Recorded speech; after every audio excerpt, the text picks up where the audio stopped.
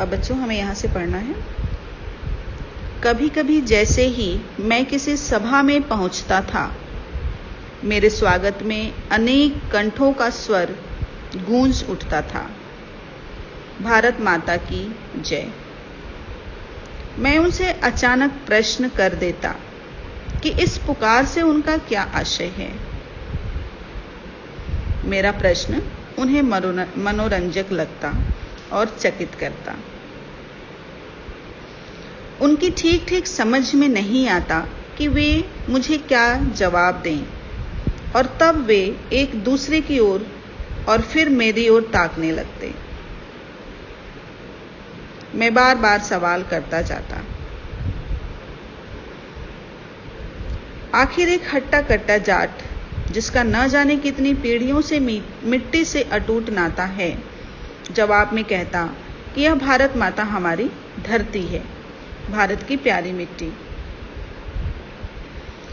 फिर मैं सवाल करता, कौन सी मिट्टी? उनके अपने गांव के टुकड़े की या जिले की? यहाँ पर लेखक ये बता रहे हैं कि जब वो सभा में जाते थे तो लोग उनके स्वागत में भारत माता की जय के नारे लगाते थे। तो जब लोग भारत माता की जय बोलते थे उनके स्वागत में, तो लेखक अचानक से उन लोगों से प्रश्न करते।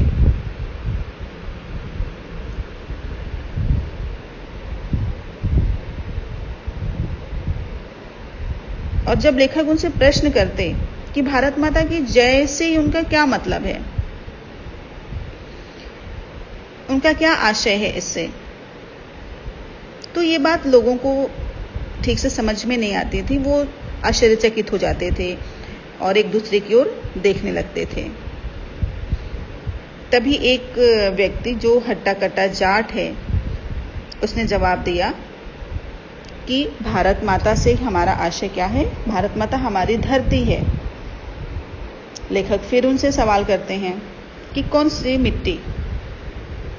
अपने गांव के टुकड़े की मिट्टी, जिले की मिट्टी, या राज्य के तमाम टुकड़ों की मिट्टी, या पूरे भारत की मिट्टी? प्रश्नोत्तर का यह सिलसिला तब तक चलता रहता जब तक वे प्रयत्न करते रहते और आखिर में कहते कि भारत वह सब कुछ तो है ही जो उन्होंने सोच रखा है, उसके अलावा भी बहुत कुछ है। लेखक उन लोगों से तब तक प्रश्न करते रहते जब तक वो ये न कह दें कि भारत ही उनके लिए सब कुछ है। भारत के पहाड़ और नदियाँ, जंगल और फैले हुए खेत जो हमारे लिए खाना मुहैया करते हैं, सब हमें प्रिय हैं। लेकिन जिस चीज का सबसे अधिक महत्व है वह है भारत की जनता। उनके और मेरे जैसे तमाम लोग, वे सब लोग जो इस विशाल धरती पर चारों ओर फैले हैं। भारत माता मूल रूप से यही लाखों लोग हैं, और उसकी जय का अर्थ है उसी जनता जनार्दन की जय।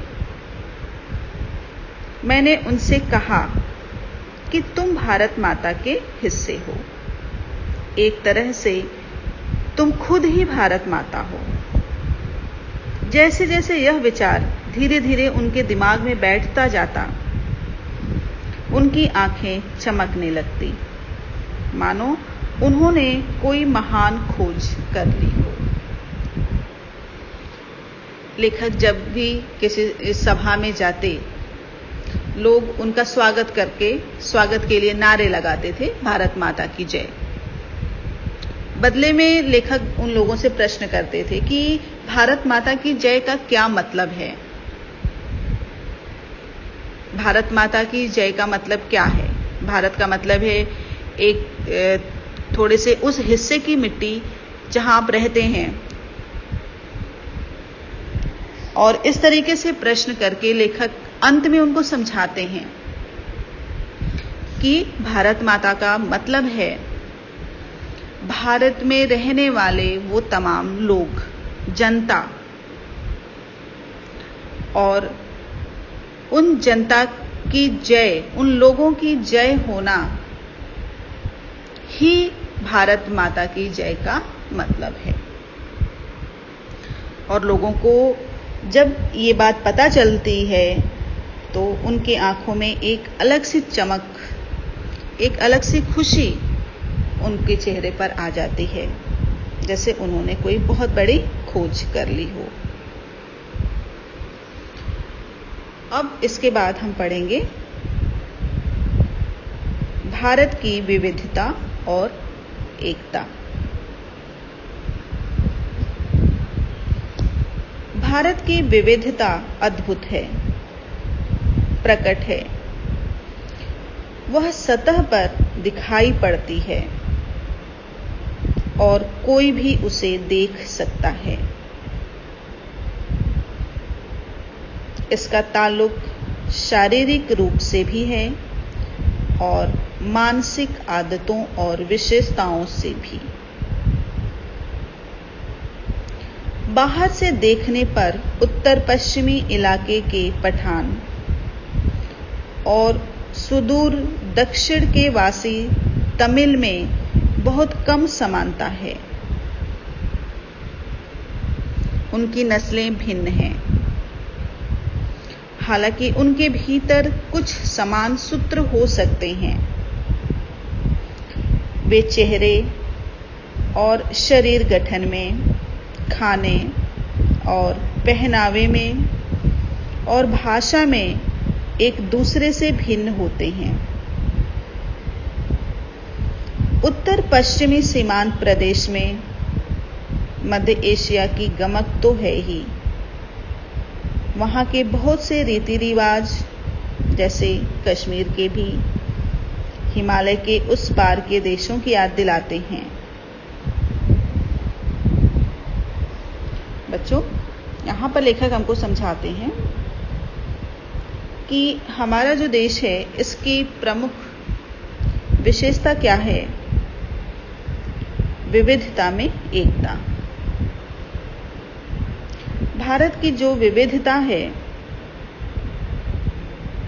जो भिन्नता है, वो अद्भुत है। भारत के अलग अलग प्रांतों में हम जाते हैं तो वहां पर हम देखते हैं कि अलग अलग लोगों के रहन सहन है, पहनावा है, खान पान है, और यहाँ तक कि लोगों की जो शारीरिक गठन है वो भी हमें भिन्न भिन्न दिखाई देती है। और इसके अलावा लोगों की जो आदतें हैं वो भी अलग अलग हैं। लेकिन ये सारी भिन्नताएं होते हुए भी, सब अलग खान पान, रहन सहन इत्यादि अलग होते हुए भी भारत एक है। भाषा भी लोगों की अलग होती है, पहनावा अलग होती है, लेकिन ये सारी भिन्नताएं होते हुए भी सब भारतवासी हैं। तो ये विविधता में एकता जो है वो भारत की प्रमुख विशेषता है। पठानों के लोक प्रचलित नृत्य रूसी कोज़क नृत्य शैली से मिलते हैं। इन तमाम भिन्नताओं के बावजूद पठान पर भारत की छाप वैसी ही स्पष्ट है जैसे तमिल पर। देश के कुछ भिन्न प्रांतों में ऐसे भी लोग हैं जिनके कुछ लोक परंपराएं, प्रचलित नृत्य आदि जो हैं वो दूसरे देशों से भी मेल खाती हैं,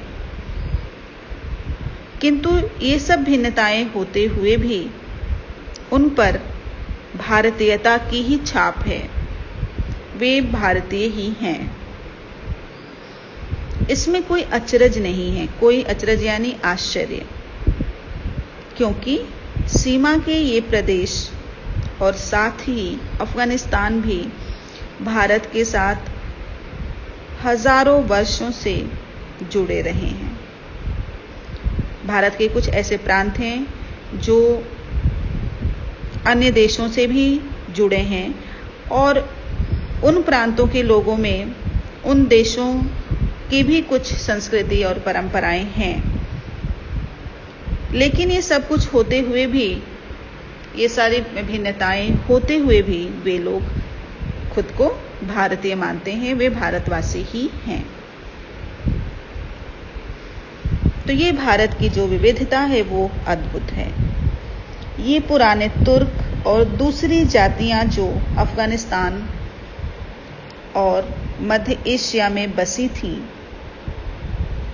इस्लाम के आने से पहले बौद्ध थी और उससे भी पहले वैदिक काल में हिंदू थी। लेखक बता रहे हैं कि जो पुराने तुर्क और दूसरी जातियां हैं जो कि अफगानिस्तान और मध्य एशिया में थीं,